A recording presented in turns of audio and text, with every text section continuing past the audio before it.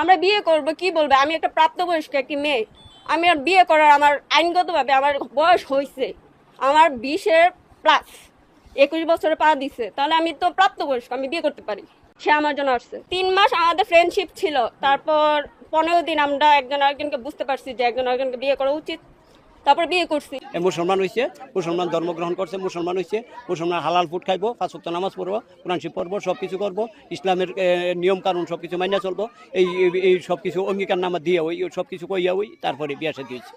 শুধুমাত্র ওর সাথে ভিডিও কলে কথা হয়েছে, ও আসার আগে ও আমাকে দেখে নাই, সবকিছু ছাড়ে মনের টান যে জিনিসটাকে বলে, এটা থেকে আমি ওকেও ভালোবাসছি, ও আমাকে ভালোবাসছে। ওকে আমি দেখছি কিন্তু ও আমাকে দেখে নাই, না দেখি ও আমাকে ভালোবাসছে।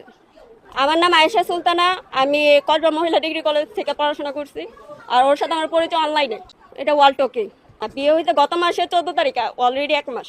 হ্যাঁ, আমি সমর্থন করছি, তো সমর্থন না করলে আমি সই করছি, আমার স্ত্রীও সমর্থন করছে, আমিও সমর্থন করছি। হাতের 5টা আঙ্গুল সমান না। আপনারা কি মনে হয় চাইনিজের মতন এরকম একটা উন্নতশীল দেশ আপনারা এরকম করবে? আমরা বাংলাদেশের থেকে অনেক উন্নত। না না, অতদিন তো আমাদের মেয়ের ফাঁস করে বিশা লাগছে, বিশা লাগছে।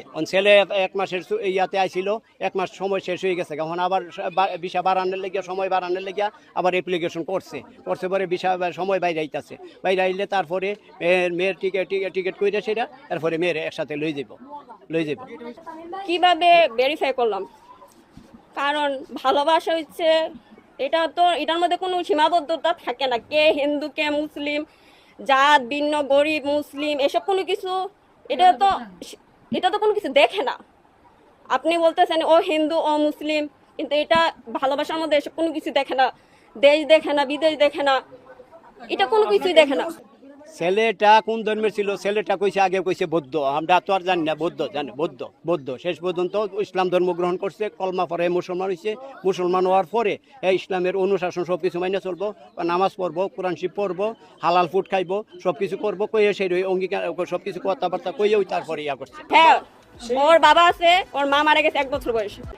মেয়ে যখন ইয়া করছে, আবার পরে ঈদের 2 দিন পরে আইসে পরে বৃহস্পতিবার দিন আছিল, শুক্রবার শনিবার বন্ধ, রবিবার দিন গেছি পরে ঢাকা হাইকোর্টে বিয়া শাদী হয়েছে, সব কিছু হয়েছে। ওর সাথে আমার ফ্রেন্ডশিপ তিন মাসের মতন, কিন্তু আমাদের রিলেশনশিপ 15 দিন। বিয়ে হয়েছে 16 তারিখে, এই যে ধ্যান না আপনারা, সব কিছু আছে তো, জুন মাসের 16 তারিখে, এই যে ধ্যান না, এই যে সব কিছু আছে তো, এই যে আরে 14 তারিখে। এখানে চায়না থেকে আগত এক বৌদ্ধ ধর্মের লোক আমাদের গ্রামে অবস্থান করতেছে, আজকে নাকি যাবত 3 দিন, আমরা এগুলা জানি না। আসলে এটা আমাদের গ্রামের জন্য একটা লজ্জার বিষয়, দুঃখের বিষয়। হাতের 5টা আঙ্গুল সমান না। এখন এই যে এই ফ্যামিলিটা আসলে বলতে গেলে কি আমাদের এই বিশেষ করে এই ফ্যামিলিটার মধ্যে অনেক সমস্যা আছে। এর বড় মেয়েটা একাধিকভাবে তিন চারটা বিয়ে দিছে, কোনো স্বামীর ঘর করতে পারে নাই। এই মেয়েটারও পূর্বে বিয়ে হয়েছে, তাও ঘর সংসার করতে পারে নাই। এখন বুদ্ধ ধর্মের সাথে ছেলের সাথে সম্পর্ক কইরা শুনতে পারছি যে সম্পর্ক কইরা নাকি এর কোর্টে বিয়ে হয়েছে, মুসলমান হয়েছে। আসলে একটা মেয়ে মুসলিম মেয়ে, বাংলাদেশের নাগরিক পুরুষ মানুষের অভাব নাই। তাহলে গ্রামে বা যে কোনো মহল্লাতে পুরুষ মানুষ বাংলাদেশি মুসলমানের সাথে বিয়ে বসতে পারতো। এক বৌদ্ধ ধর্মের লোক না গ্রামে জায়গা দিছে।